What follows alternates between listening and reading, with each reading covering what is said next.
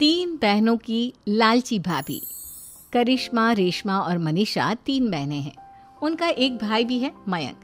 मयंक अपनी बहनों को बहुत प्यार करता है, लेकिन मयंक की पत्नी सविता इस मामले में मयंक से बिल्कुल ही अलग है।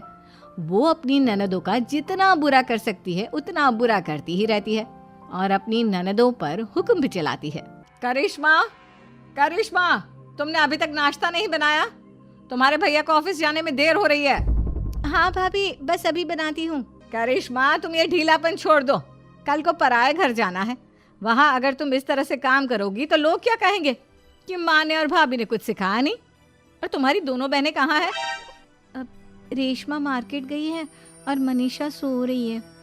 क्या? सुबह के 8 बज रहे हैं और ये महारानी अभी भी सो रही है? ये कहते हुए सविता अपनी सास दुर्गा देवी के पास जाती है। माँ जी, देख रही हो अपनी बेटियों के तौर तरीके? क्या हुआ बहू, सुबह सुबह क्या कर दिया मेरी बेटियों ने? अरे एक तो अभी अभी उठकर किचन में गई है, दूसरी सुबह सुबह बाहर चली गई और तीसरी अभी तक सो रही है। क्या करूं मैं इन तीनों का? मैं तो परेशान हो गई हूँ।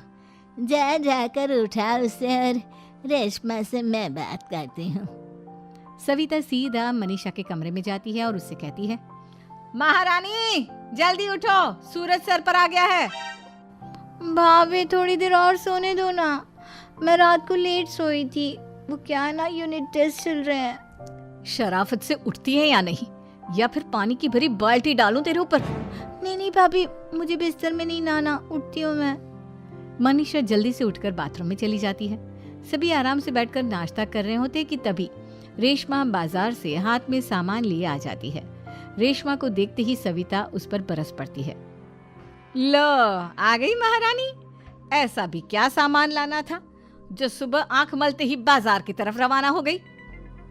भाभी, कल आप ही तो चीख रही थी कि घर का सारा सामान मुझे ही लाना पड़ता है, घर में किसी को भी किसी काम से कोई लेना देना नहीं है। अब मैं बाजार जाकर सामान ले आई तो आपको इस बात से भी तकलीफ हो रही है? देख रही हो माँ जी, अपनी बेटी की जुबान कैंची से भी तेज चलती है। और मयंक, आप तो कुछ कहेंगे नहीं अपनी लाडली बहन को। रेशमा, अपनी भाभी से ऐसे बात नहीं करते। चलो माफी मांगो। भैया, मैं क्यों माफी मांगू? आप भाभी से बोलिए ना कि हम पर कम हुक्म चलाया करे।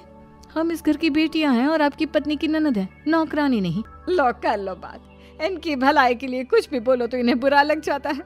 इस घर में यही इज्जत है मेरी। देख लो माँ जी, आपकी बेटी किस लहजे में मुझसे बात कर रही है। सविता वहां से चली जाती है।